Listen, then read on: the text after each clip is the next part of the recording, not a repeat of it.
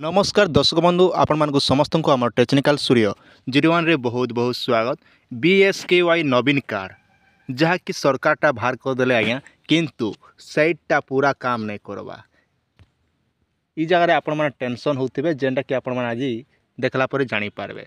तो पहला देख रजिस्ट्रेशन उपर क्लिक करले जहाँकि service this service is unavailable लिखुचे माने काଣା करबे ई जगह।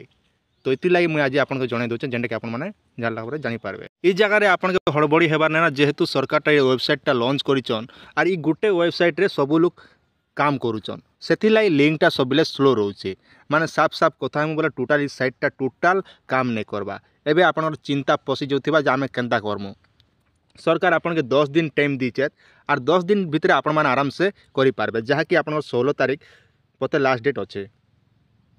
कथारे गुड़े अच्छे जनता 1000 गाय गोरु के पियाल मुठे गोटे जगार 10टा गाय थे पियाल मुठे नेले हेबा के नहीं काम दे ठीक से भलिया ये गोटे लिंक के समस्ते व्यवहार कर ऑल ओडिशा ये ऑल ओडिशा सब लोग ये कार्ड पाइबू ना नवीन कार्ड बोली सब लोग तो पूरा वेबसाइट के विजिट करवा लगी साइटा टोटाल काम नहीं करवा। तो साइट केते बेले भल से काम करवा ना संध्या 6टा भितर 6 रु राति 9टा भितर आके आपण आवेदन करबा आराम से ही पारबा।